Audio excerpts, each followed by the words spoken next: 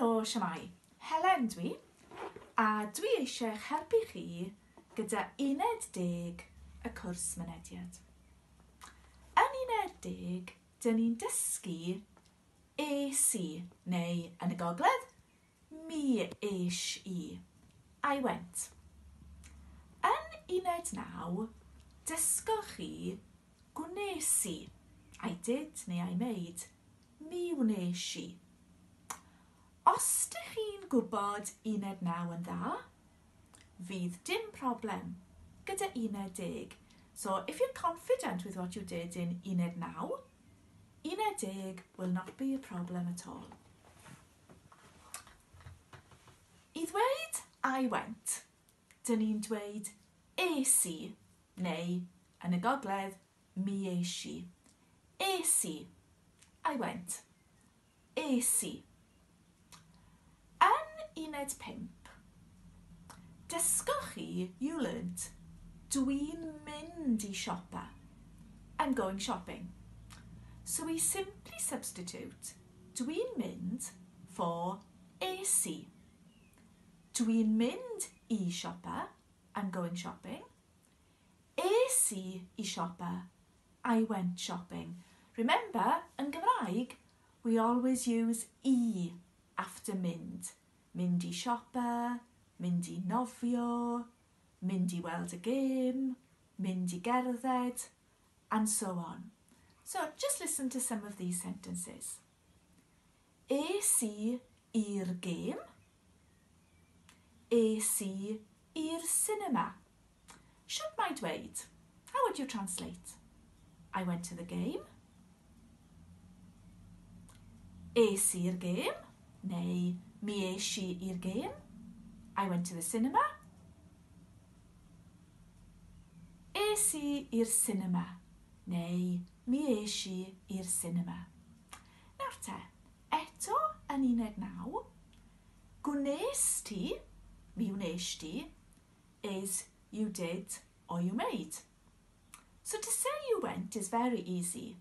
Es I went, you went, es ti. Es ti. Es ti. Felly y cwestiwn, ble es ti? Neu yn y gogledd, lle es ti? Ble es ti? Or simply to ask the question, did you go? Es ti. Es ti i'r gêm? Es ti i'r cinema? You try, did you go to work? Es ti i'r gwaith? And the answer, of course, in this past tense is always do or naddo. Es ti i'r gwaith? Do. Es I i'r gwaith. Es ti i'r cinema? Do. Es I i'r cinema. And if we again recall the remainder of the past tense of gwneud, gwnaeth e, gwnaethon ni, gwnaethoch chi, gwnaethon nhw, mynd follows exactly the same pattern. He or she went, aeth e, mi aeth o, aeth hi, mi aeth hi. We went, eithon ni, mi eithon ni. You went, eithoch chi, mi eithoch chi. They went, eithon nhw, mi eithon nhw. Gwrandewch, just have a listen, gwrandewch. Aeth e i'r cinema. Eithon ni i'r cinema. Eithoch chi i'r cinema. Eithon nhw i'r cinema. You try. He went to the game. Aeth e i'r gêm, neu mi aeth o i'r gêm. We went to the game. Eithon ni i'r gêm, neu mi eithon ni i'r gêm. You went to the game. Chi. Eithoch chi i'r gêm, neu mi eithoch chi i'r gêm. A they went to the game. eithon nhw i'r gêm, neu mi eithon nhw i'r gêm. And finally, one more thing to help you while you look at the unit in the book.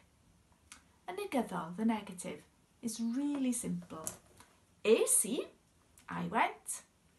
Es I ddim, I didn't go. We simply put a ddim. So I'll give you the positive, you try the negative. Es I ddim. Eithon nhw ddim. Eithoch chi ddim. Aeth hi ddim. Es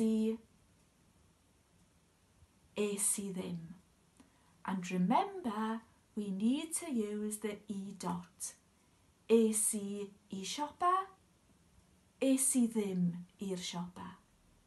Es I i'r gêm, es I ddim i'r gêm. Hopefully that little introduction has helped, and you can now use all the resources in Mynediad on the website www.dysgucymraeg.cymru.